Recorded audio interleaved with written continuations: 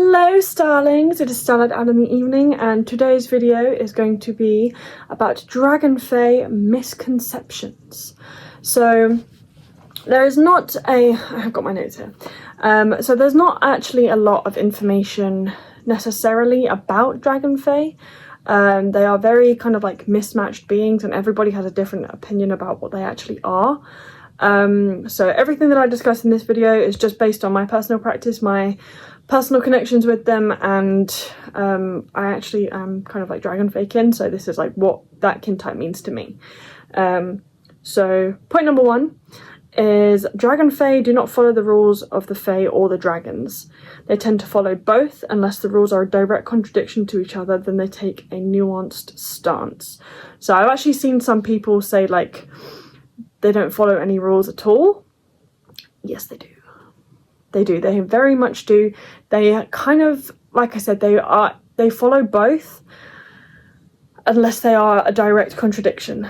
So, for example, if there was a, this isn't the case at all, but just take it as an example. If there was like the fairy rule of never lie and a dragon rule of like lie, obviously dragons don't have that rule, but if they are in direct contradiction to each other, then they would be like, okay, middle point, neutral zone, like meh, do what you want, from my experience. Point number two, all Dragonfae are gods. No, they're not. There are deities with Dragonfae energy or mythology that hints at them being a Dragonfae deity, but not all of them. There are many types of Dragonfae beings and they are not all deities. So for example, they are, there are deities like, I can't even, like off the top of my head, I can't even think of one right now. I don't tend to work with that many deities that are kind of like dragon coded or fae coded or Dragonfae coded. So like my primary goddess is Nyx. She is like primordial chaos, like goddess of night, born of chaos. Like she has many forms, but she is like an embodiment of like starlight energy to me. So she can take a dragon form, she can take a fairy form, she can take like an angelic form, but that's not her form. Like her energy is not those things. So there are many deities. For example, Tiamat is dragon deity. She is dragon coded. She is a dragon goddess. The Fae don't really have, the Fae have deities associated with them. So for example, Morgan Le Fay, or I don't know, I feel like Brigid is kind of Fae coded. So they have like, or the goddess Danu for the Tuatha De Danann. They have Fae legends and myths associated with them, but the Fae themselves kind of have like their own, they have like kings and queens and priests and priestesses and stuff like that, but I don't think they have actual deities that I know of. If you have a different experience, please comment it, but this is what I've experienced in my craft. Then, oh, this one frustrates me. Their energies are half dragon and half fae. That is not the case at all. It's kind of like saying bisexuals are half gay and half straight. Like that's not everyone, everything is on a spectrum. Dragonfae are their own unique beings. They are as like, unique as humans with their energy signatures and fluctuations, and they are along that spectrum. So they can be 60% dragon and 40% fae, and literally anything along that sliding line. Bearing in mind there are multiple different kinds of dragon and multiple different kinds of fae, so it's like, it's not just dragon energy, fae energy. There is like all of these other little things within these things that are like, it's more of like a Venn diagram, but with like thousands of different circles. Would be a more accurate imagery to put towards this. Another misconception is you can only work with them if you have already connected with dragon and fae beings. This is not the case. While it is good to have those previous connections, it will make it easier to recognise the energy as Dragonfae, and it's good to know the customs and laws of both creatures. These creatures are kind of intense and not for beginners. Personally, I would say that. But you don't have to do anything. It is your craft. Do what is right for you in a safe and educated way. So as long as you kind of like do your research beforehand, especially if they haven't reached out to you, you are trying to reach out to them, like do your research beforehand, know the Fae customs, know the Dragon customs, know the mythologies and histories in as much detail as you can, and then try and reach out, because then at least you're able to do so in a respectful way that won't get you in trouble with these beings, because they are very, very powerful energetical beings that are not on this plane of existence. They exist on a higher plane of existence. They are more powerful than us as three-dimensional beings. They are more powerful than us. So yes, our energies can meld with them, our energies can align with them, but as beings, they are more powerful than humans. So it is good to be aware and respectful of that. 1, 2, 3, 4. Point number 5. This is the last point. You can't have kin types of Dragonfae and Dragonfae. Like Dragon, Fae, and Dragonfae.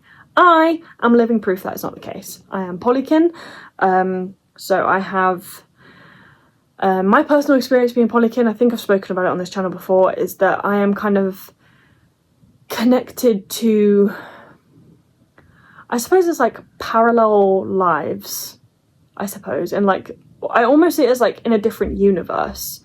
My energy exists in multiple places at once. So for example, my dragonkin is a kind of like an unhatched, like hatchling dragon, but it is it's like past the stardust phase. I would do an entire video on like different phases of star dragons, but I am a star dragon. It is kind of like past the stardust phase, but I'm still learning how to be a guardian. My dragon guardian is a supernova, and that's like, I feel like I'm getting too much into this, but that's kind of like fresh guardian. So I am pre that. But then with Fae energy, I've also got like a merkin as well. I am like Sunfire merkin. I am also Dragonfae. Like I've got multiple different types of things I'm like energetically connected to. I feel like if all of these different things existed at the same time, my energy is in my body, but it is also inextricably linked to each of these beings. All of it is the same energy, and we're all kind of like experiencing our own timelines, but we're all the same being, we're all the same person, we've all got the same energy, if that makes sense. So it'd kind of be like a past life, but if like all of time was existing at once, kind of thing. I don't know if that makes me sound a little bit crazy, but that's how I experience it anyway. They are all different types, and you are what you are. Only you can discover that. That's why you have a personal path and craft. So yeah, don't let anybody tell you what you are. Don't let anybody tell you what you're not. Only you can decide that for yourself. So for example, if you were to go and watch my like meet your kin type meditation, a lot of people in the comments are saying, can someone else confirm this for me? No, we can't. You can tell us your experience, and we can give you like an opinion based on what you've experienced, but we can't tell you because we didn't see it, we didn't feel it, and that is your path for you to discover, you to decide what you are, who you are. So we can give you an opinion based on our own experiences, but it is your experience to discover that for yourself, if that makes sense. So it's the same kind of thing with any other kin type, with any beings that you're connecting with. I mean, less so for deities and things like that, because they kind of can confirm whether they know you or not. For example, I've had some people be like, oh yeah, Nyx told me this, and I'm like, she said she's never spoken to you in her life, so like she didn't tell you that. But when it comes to your own personal kin type, only you can discover that for yourself. That is your journey. Bonus point. You will always be able to connect with your own guide, guardian, and kin type, you don't need somebody else to do it for you. Your energies are linked to their energies all the time, without question. You do not need somebody else to tap into these energies for you and tell you these things for you. Especially people that are reaching out being like, oh, your guides are telling me this, and like maybe you would like a reading. So like, I never reach out for people and say, do you want readings, unless I'm really, really desperate for money. But even then I won't be like, your guides are telling me this. It's like, I am selling readings, would you like one? I don't start with the play of like, I've tapped into the energy of your deity, I've tapped into the energy of your ancestors, and they're all telling me that, like, no, I don't need to connect with those beings for you. Sometimes it's just the cards can give us some insight into what direction we could take, and we need an outside and second opinion. That is what my readings are. So yes, same with the Dragonfae. If you are connecting with a specific being, you do not need somebody else to tell you that you are connecting with that being. That is for you to discover by yourself, for yourself. Hope that makes sense. So I've got a few questions for you to answer in the comments if you would like to. First question, what do you know of the Dragonfae? Second question is, have you worked with them before, and if not, do you want to?